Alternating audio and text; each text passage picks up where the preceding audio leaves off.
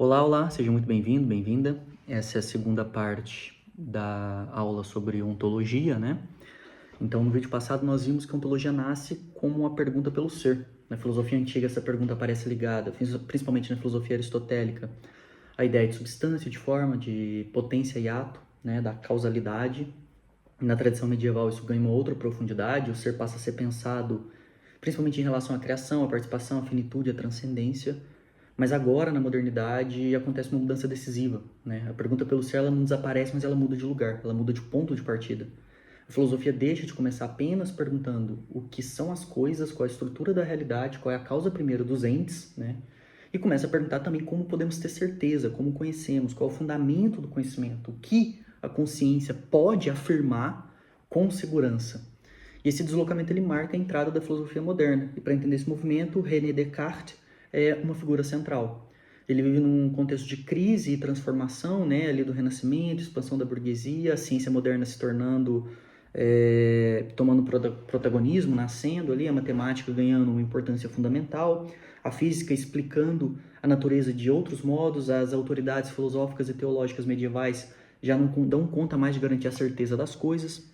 Então Descartes ele pergunta, tá, existe algum ponto absolutamente seguro? Existe alguma verdade que resista a toda a dúvida? Existe alguma base firme sobre a qual eu possa reconstruir o conhecimento? E aqui, para responder essas questões, ele tenta entender o que não pode ser duvidado. E aí entra o que ele chama de dúvida metódica. Ele não duvida simplesmente pelo gosto de duvidar. Ele não quer cair no ceticismo, ele usa a dúvida como um método. Ele duvida de tudo aquilo que pode ser colocado em questão, justamente para encontrar algo que não possa ser derrubado. E ele começa perguntando sobre os sentidos. Ele pergunta se podemos duvidar dos sentidos. E a resposta é sim, né? Desculpe, garganta deu uma secada. Mas ele pergunta se nós podemos duvidar do sentido. E a resposta é sim, né? Os sentidos, eles frequentemente nos enganam, né? Quantas vezes você achou que era algo que estava ali na sombra e não era algo, né? Quantas vezes você achou que algo que estava longe, na verdade estava perto, algo que parecia muito grande, na verdade era pequeno, ou seja, a aparência engana, né? Então, nós podemos duvidar dos nossos sentidos. Será que a gente pode duvidar dos nossos sonhos? A resposta é sim, né? Às vezes a gente sonha de forma tão real que parece que a gente está acordado. Então a gente não tem como garantir que o que a gente está vivendo aqui agora também não seja um sonho. E ele pergunta, né, levando ao limite, se podemos duvidar até dos nossos raciocínios, né? Ele imagina a possibilidade de existir um gênio maligno que nos engana, né? Ele coloca essa realidade toda que a gente vê como objetiva, como se fosse real, mas na verdade ele está nos enganando. E aí o que você percebe? Você percebe que essa hipótese ela é extrema. Pode ser que exista um demônio nos enganando. Só que, mesmo nessa dúvida radical, algo permanece, né? Mesmo que eu esteja enganado, mesmo que eu duvide, mesmo que tudo ao meu redor seja incerto, mesmo que eu não tenha certeza que eu esteja sonhando dos meus sentidos, o que eu tenho certeza? Que eu estou duvidando. E se eu estou duvidando, eu estou pensando. E se eu estou pensando, eu existo enquanto sujeito que pensa. Então, se eu penso, logo existo. Ou em latim, cogito ergo sum. Então, perceba que Descartes ele opera um ponto decisivo. Porque a primeira certeza não é mais encontrada no mundo exterior, não é mais encontrada na natureza ou na tradição. Ela não é encontrada na ordem cósmica aristotélica, mas sim no sujeito que pensa. O ponto de partida da filosofia moderna passa a ser o eu, a consciência, a subjetividade, o sujeito que conhece o mundo. E isso muda profundamente a ontologia, porque a partir daí a pergunta pelo ser passa a ser filtrada pela pergunta pelo conhecimento. Antes de perguntar diretamente o que as coisas são, a filosofia moderna pergunta como posso conhecer as coisas. Como posso ter certeza de que aquilo que aparece correspondente ao real é isso mesmo? Qual a relação entre a consciência e o mundo? Em outras palavras, a pergunta pelo ser passa a atravessar necessariamente a pergunta pelo sujeito que conhece. E essa virada tem uma grande força, porque ela torna a filosofia mais crítica. Ela impede que aceitemos qualquer afirmação sobre a realidade, tipo Deus, sem examinar seu fundamento. Ela pergunta pelo método, pela evidência, pela clareza, pela validade, pelas condições de certeza. Só que essa virada epistemológica, ela também traz um risco, né? Que é de fazer o mundo parecer apenas como um objeto diante de um sujeito. Esse dualismo, né? De um lado o sujeito que pensa, do outro o mundo pensado. De um lado a consciência, do outro lado as coisas. De um lado a mente, do outro lado a extensão, a matéria, o espaço, o corpo, a natureza. Então Descartes, ele elabora um dualismo racionalista. Ele vai dizer que a realidade aparece em duas dimensões. A res cogitans, a coisa pensante, e a res extensa, né, a coisa extensa. A coisa pensante é o sujeito, é o eu que duvida, que afirma, que nega, que imagina, que deseja, que compreende. A coisa extensa é aquilo que ocupa espaço, é o mundo dos corpos, das medidas, das grandezas, dos movimentos. Esse dualismo ele foi muito importante para o desenvolvimento da ciência moderna, né? Principalmente no século, vai ganhar força no século XVIII. Porque a natureza ela pode, enfim, ser estudada como uma realidade mensurável, como uma extensão, como um movimento, como quantidade, como algo que pode ser calculado e descrito matematicamente, sem depender da explicação divina. Mas, ao mesmo tempo, essa separação cria um problema que vai atravessar toda a filosofia moderna. Se existe a res cogitans, existe a res extensa, o que garante a comunicação entre esses dois? Como unir novamente o sujeito e o mundo? Como explicar a relação entre consciência e realidade? Como evitar que o sujeito fique preso dentro das suas próprias representações? Como garantir aquilo que aparece à mente tem a relação de fato com aquilo que existe fora da mente? Perceba a importância disso. Porque a ontologia antiga ela perguntava pelo ser dos entes. A ontologia medieval perguntava pelo ser em relação ao Criador e à participação. A modernidade ela começa perguntando outra coisa. Ela começa perguntando como o ser pode ser conhecido por um sujeito. E essa é a grande virada moderna. O ser não deixa de importar, mas ele passa a ser pensado a partir da consciência, a partir da representação, a partir das condições do conhecimento. E isso não é apenas um problema abstrato. Essa mudança ajuda a entender o mundo em que nós vivemos. A modernidade técnica, científica e digital herda muito dessa forma de olhar. O real, ele passa a aparecer como um objeto de cálculo, como um dado, como uma observação, como algo que pode ser medido, previsto, organizado, controlado, e isso tem valor. Porque sem cálculo não teria engenharia moderna, sem a medida não teria medicina, sem um método não haveria tecnologia avançada, sem a representação matemática a gente não teria nem física moderna e compreenderíamos ainda menos o universo, né? Mas isso também gera o risco do reducionismo, de reduzir o real àquilo que é passível de medição. E aí, frequentemente, uma pessoa é reduzida a um perfil na internet, um estudante é reduzido a uma nota, um trabalhador à sua produtividade, uma obra de arte à sua visualização. Ou seja, a vida é reduzida a números, a dados. Uma pessoa não é mais um sujeito, ela é um CPF. E se a pessoa morre, é um CPF cancelado, né? É um Bolsa Família a menos. Veja que absurdo essa frase. Essa frase é um absurdo total. Por que ela é um absurdo? Porque você está pegando uma história, um sujeito, e você já está predeterminando que esse sujeito é o que o dado numérico diz sobre ele. Então, quando isso acontece, a gente não está apenas usando ferramenta, a gente está adotando uma ontologia, né? A gente está dizendo, mesmo que sem perceber, que ser é estar disponível para cálculo, ser é poder ser representado, ser é poder ser controlado, ser é poder ser transformado em informação. E é nesse contexto que um filósofo alemão do século XVIII chamado Immanuel Kant se torna decisivo. Porque o Kant ele vai perceber que, a partir de Descartes, a filosofia moderna chegou a um problema muito difícil, a um limite claro. De um lado, esse racionalismo que confia na razão, né? Do outro, o empirismo que insiste que o conhecimento começa pela experiência. Então, vê que além do dualismo, ainda existiam essas duas grandes correntes, um valorizando mais a estrutura racional da mente e outra valorizando mais a experiência. Veja que o racionalismo ele não nega a experiência, o empirista não nega a razão, mas é o peso que eles dão a essas coisas, mas ainda mantém essa dualidade. Mas entre eu e você, existe uma questão de fundo, né? Porque como é possível, né, conhecer algo com dualidade? Como a experiência se organiza? Como que a gente pode falar de objeto, de causalidade, de tempo, de espaço, substância, de necessidade? E para superar isso, Kant propõe algo impressionante, assim. Ele diz que nós não conhecemos as coisas simplesmente como elas são em si mesmas. Nós conhecemos as coisas como elas aparecem para nós. Nós conhecemos os fenômenos. E fenômeno não significa ilusão. Isso é muito importante. O fenômeno é uma aparência, não é uma aparência falsa. Ele é aquilo que aparece à nossa experiência. É a coisa enquanto se mostra para nós, dentro das nossas condições limitadas enquanto ser humano de conhecer. Então, para Kant, existe uma diferença entre a coisa em si, o númeno, e o fenômeno.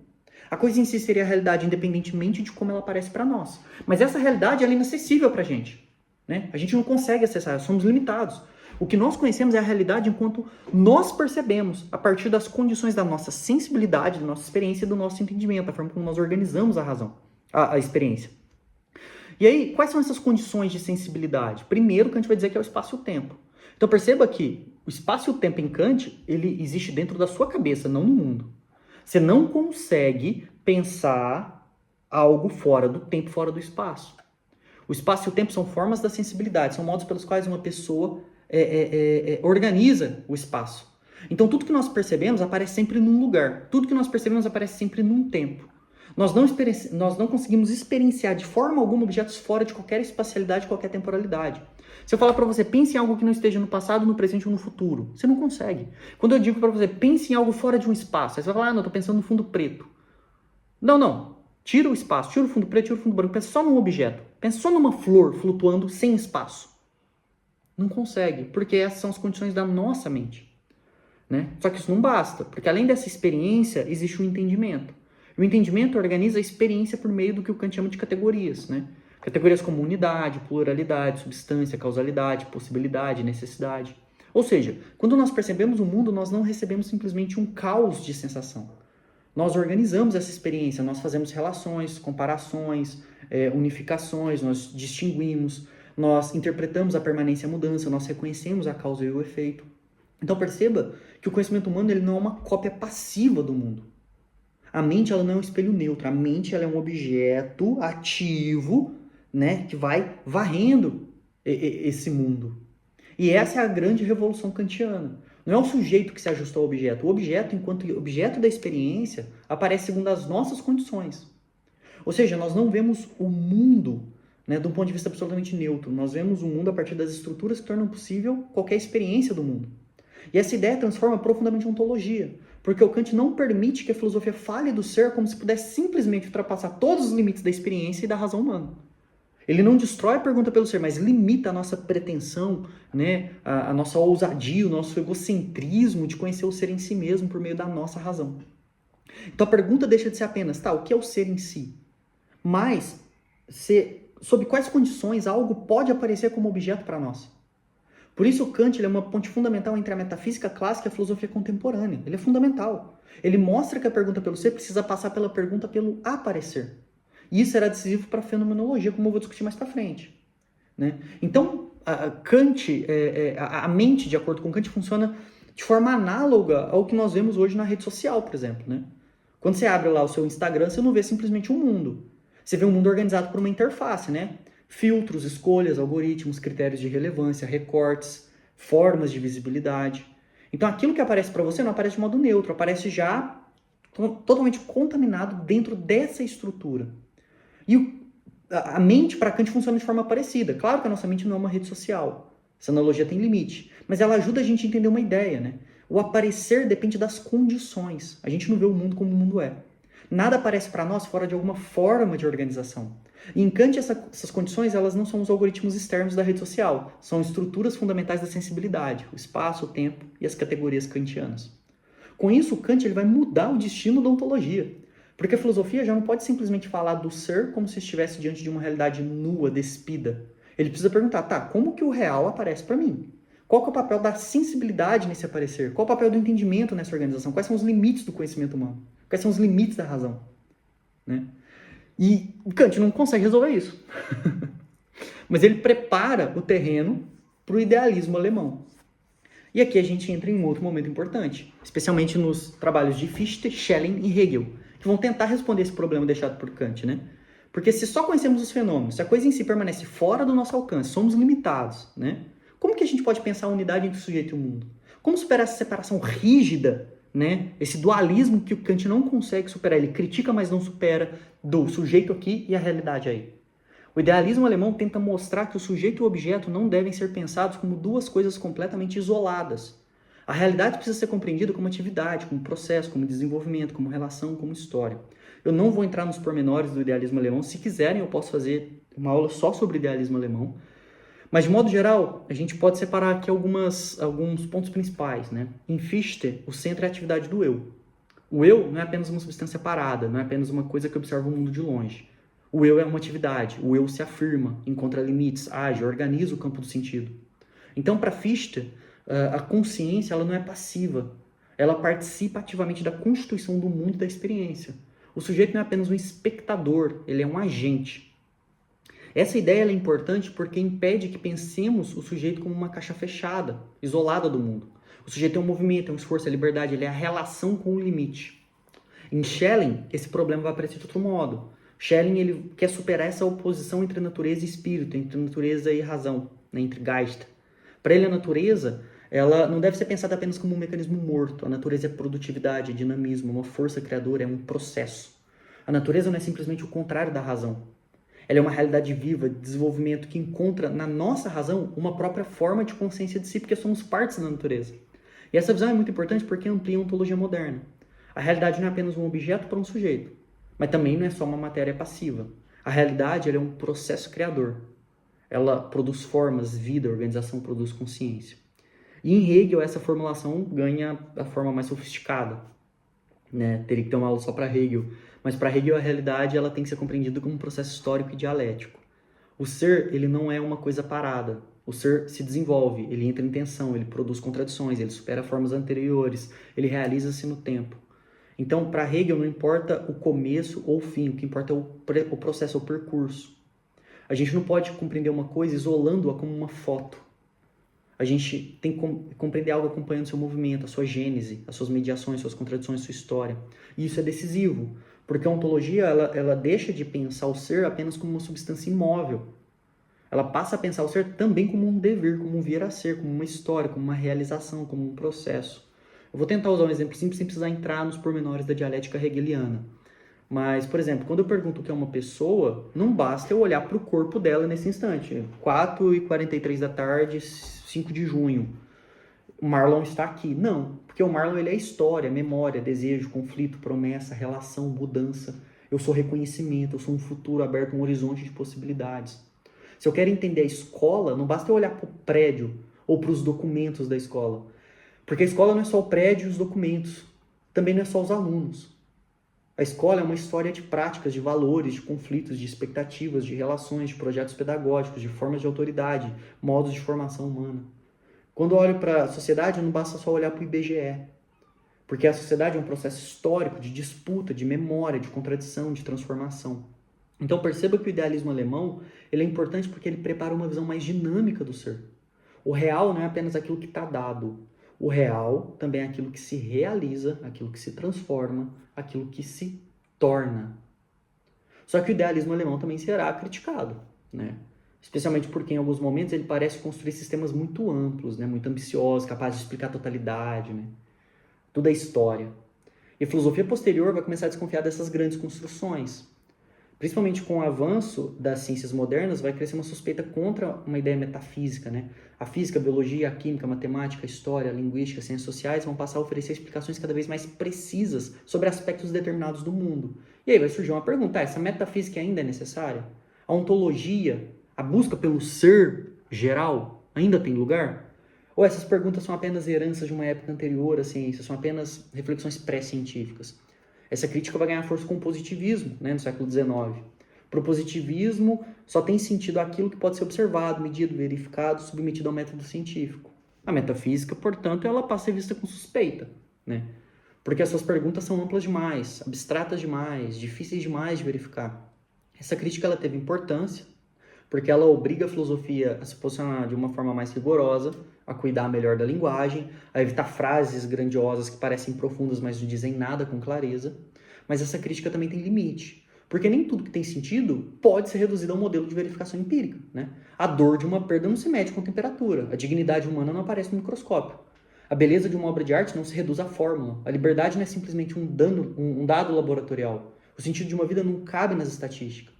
Isso não significa negar a ciência, tá? Significa reconhecer que a ciência não esgota todas as formas de sentido da realidade. Então a ontologia ela não compete com a ciência, ela pergunta pelos pressupostos mais profundos que tornam possível qualquer compreensão da realidade. Quando uma ciência mede algo, ela pressupõe que há algo mensurável. Quando ela fala da causa, pressupõe alguma regularidade. Quando classifica, pressupõe identidade e diferença. Quando observa, pressupõe uma relação entre observador e observado. Quando formula uma lei, pressupõe que o real possui alguma inteligibilidade. A ontologia pergunta por esse chão mais profundo. Ela pergunta pelo modo de ser daquilo que as ciências estudam. E é nesse cenário, depois da virada moderna, depois de Kant, depois do idealismo alemão, depois da crise da metafísica, que a fenomenologia aparece. Então a fenomenologia ela surge como uma tentativa de reabrir o acesso à experiência. Ela não quer simplesmente voltar à metafísica antiga, mas também não quer aceitar essa ciência positiva para falar da realidade. Ela propõe um outro caminho. E esse caminho é resumido por Husserl, né, em uma expressão famosa, que ele diz que a gente tem que retornar às coisas mesmas, né? Mas atenção, retornar às coisas mesmas não significa voltar a uma realidade bruta, como se pudéssemos apagar todo o pensamento. também não significa abandonar o rigor, pelo contrário. A fenomenologia, ela quer ser rigorosa, mas seu rigor começa pela descrição da experiência, pela descrição do fenômeno. Então, antes de explicar o mundo por teorias prontas, antes de reduzi-la às causas externas, antes de encaixá-la em sistemas abstratos, a fenomenologia pergunta, tá, como que algo aparece? Como algo se mostra? Como algo se dá à consciência? Que sentido se manifesta na nossa experiência? E esse é o ponto essencial, porque o Husserl, ele percebe que a consciência não é apenas uma caixa fechada. A consciência é sempre a consciência de alguma coisa. Eu nunca só vejo. Sempre que eu vejo algo. Sempre que eu imagino algo. Quando eu amo alguém, amo alguma coisa. Quando eu temo algo. Quando eu lembro de algo. Quando eu desejo algo. Então perceba que sempre é algo a algo. E essa estrutura é o que Husserl chama de intencionalidade. A intencionalidade aqui não significa a intenção no sentido comum de ter um plano, tá? Significa direção. A consciência, ela está sempre dirigida para algo. Ela é a abertura, ela é a relação, ela é o movimento em direção ao mundo. E isso muda o problema de Descartes. Porque se a gente imagina a consciência como uma coisa fechada dentro de si, precisamos depois explicar como que ela alcança o mundo exterior. Mas para a fenomenologia, a consciência já é a abertura para o mundo. Ela não é uma ilha interna. Ela é sempre a consciência de mundo. E essa é uma virada decisiva. Porque a experiência ela não começa com um sujeito isolado de um lado e um objeto morto do outro. A experiência já é a relação, já é o encontro, já é o aparecer. Quando eu vejo uma mesa, eu não recebo primeiro manchas de cor para depois construir intelectualmente a ideia de mesa. Eu vejo a mesa como mesa. Eu vejo algo onde posso apoiar um livro, onde eu posso trabalhar, onde eu posso comer, onde eu posso escrever, né? O objeto aparece dentro de um horizonte de sentido, de significado. O mesmo vale para uma porta. Eu não vejo apenas uma superfície retangular com uma maçaneta, né? Eu vejo passagem, saída, entrada, uma possibilidade de atravessar. Um celular não aparece apenas como um objeto físico. O celular ele é comunicação, trabalho, distração, memória, localização, contato, notificação, ansiedade, presença e ausência ao mesmo tempo. Então perceba que a fenomenologia ela nos ensina que as coisas não aparecem como dados neutros isolados. Elas aparecem em um mundo, aparecem em relação ao corpo, em relação à prática, ao tempo, à memória, à expectativa, ao uso, à preocupação. Isso é importante, né? Porque essa palavra ela se torna importante para a fenomenologia, que é a palavra mundo. Porque o mundo não é simplesmente a soma dos objetos. O mundo é o horizonte dentro do qual algo pode fazer sentido. Uma cadeira em uma casa aparece como lugar de descanso. Em uma sala de aula, como parte de uma situação pedagógica. Em um teatro, como lugar de espectador. Em um consultório, como lugar de espera. Em um museu, como objeto histórico ou artístico. O mesmo ente pode aparecer de diferentes modos conforme o horizonte em que se encontra. E isso não quer dizer que tudo seja subjetivo no sentido fraco da palavra. Não quer dizer que cada pessoa inventa qualquer realidade. Quer dizer que o aparecer do ser é sempre situado. Algo aparece para alguém em um contexto dentro de um mundo de sentido, em um estado do saber. Por isso a fenomenologia é tão importante para a ontologia. Porque ela desloca a pergunta mais uma vez. Agora a gente não pergunta somente o que existe. Pergunta também, tá, como aquilo que existe se manifesta? Como aparece? Em que horizonte? O que se revela? O que se oculta? E essa pergunta é extremamente atual. Porque nós vivemos numa época em que tudo parece aparecer, né? Imagens aparecem, notícias aparecem, opiniões, dados, perfis, métricas, notificações, tudo isso aparece. Mas a fenomenologia nos ensina a perguntar, tá, mas que tipo de aparecer é esse para mim? O que aparece na minha tela é a totalidade do real? Ou será que é um recorte? Será que é uma mediação, uma seleção, uma construção? Será que uma forma de visibilidade também produz invisibilidade? Então, quando uma pessoa mostra uma vida perfeita nas redes sociais, algo aparece, ok? Mas não aparece a totalidade da vida. Aparece uma composição, uma narrativa, uma imagem, um modo de presença. Então, a pergunta fenomenológica não é simplesmente, tá, isso na rede social é verdadeiro ou é falso? Não, a pergunta é mais profunda, né? A pergunta é como que isso aparece? Que relação produz? O que revela? O que oculta? Que modo de ser essa imagem tem? Então, com isso, a fenomenologia, ela reabre a ontologia, né? Ela não retorna ingenuamente ao ser como se nada tivesse acontecido na modernidade. Ela herda Descartes porque leva a consciência a sério. Ela herda Kant porque sabe que o aparecer tem condições. Ela herda o idealismo alemão porque entende que o sujeito e o mundo não são blocos separados, mas tenta evitar um excesso de abstração. Em vez de começar por um sistema total, ela começa pela experiência, pelo aparecer, pelo mundo vivo, pelo mundo das coisas.